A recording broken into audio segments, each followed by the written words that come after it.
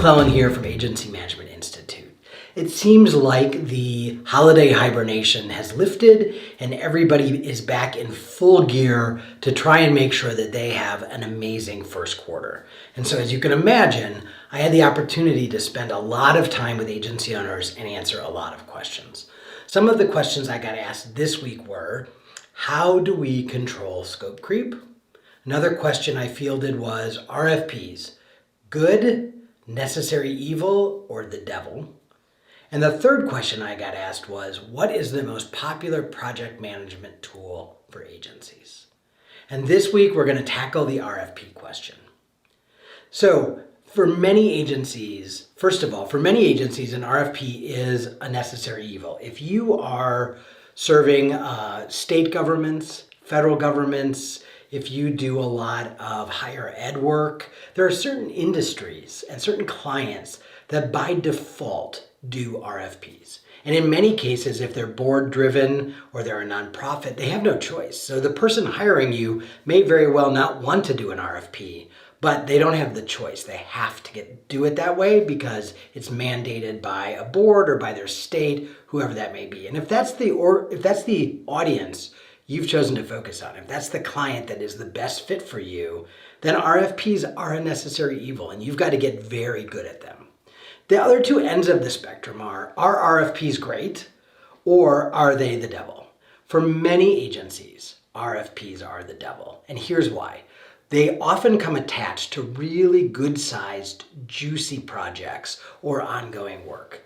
But the reality is that for most agencies, you are often the required third agency to fill out the dance card. And the odds of you winning that RFP are nil to none. So many cases, the incumbent is still in the game. And so one of the things that you want to make sure you find out is, how is the client feeling about their work with the incumbent? So here's the first rule of thumb. If you cannot get a conversation with the client prior to submitting the RFP, then don't bother. If they're not going to answer your questions, if they are not going to make themselves available to you, that is a big sign that this is sort of an exercise they're going through, but the results may already be in the bag and they're not in your favor. So number one, I want to know if I can have a conversation with you and you're going to answer my questions. Number two, one of the first questions I'm going to ask is, are you required to do an RFP every so many years? Odds are they're going to say yes. And is the incumbent in the mix for this RFP? If the answer is yes, the incumbent is in the mix, then what you want to ask is, how happy are you with the incumbent? How many times, as you've issued the RFPs, has the incumbent won the RFP? So those are some very quick red signals for you, red flags that you should just say, thank you, but no.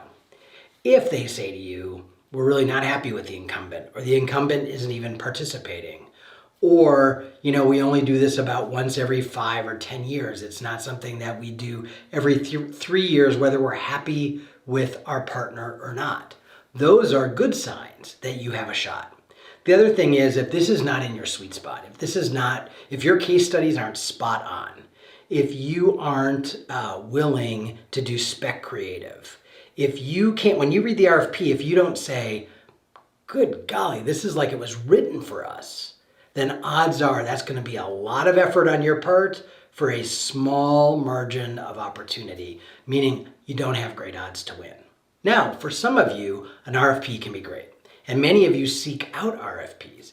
If you are an agency that tends to do work that is very programmatic, that is long-term, that you are very buttoned up in terms of being able to document your processes, you've got great case studies that show amazing results, you have other RFP templates that have proven to be winners, if you have attended AMI's Sell With strategy taught by the Mercer Island Group, that's a huge opportunity for you, a huge advantage you have over all the other agencies out there because you've learned exactly how to construct that RFP in a way that will make the client eyes light up and sort of make their heart pitter patter, and it's going to make you stand out from everybody else.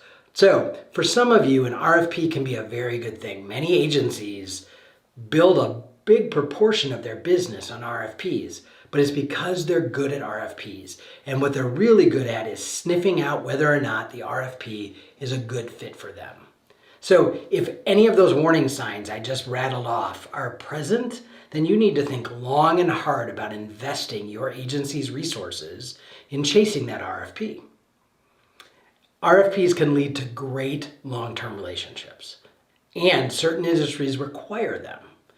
But if the RFP isn't like a glove fit on your hand, and if it doesn't feel like you can answer every question with an emphatic yes, or if you are thinking through how you're going to answer the questions and you're like, well, we could kind of twist or jerry-rig that case study, or we could we could take the experience we had over here and kind of make it the square peg fit the round hole here. The minute you start identifying some of those, it's probably time for you to back away from that RFP.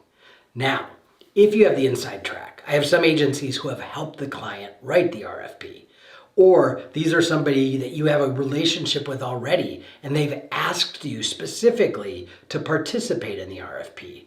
Those are all good signs that you have the opportunity to actually win that RFP and you should go at it. But with any RFP, if you're not going to go at it 110%, if you're not willing to do the spec creative, if you're not willing to take the time to really think about, most agencies wait too long to start the RFP. And so they basically bang something out, but they haven't done a lot of thinking about the client's problem or the industry or whatever it may be. If you're willing to put in that thinking time, that planning time, so that your RFP response is really different from everybody else's, then maybe it's worth going after. So there is no RFPs are good, bad, or ugly.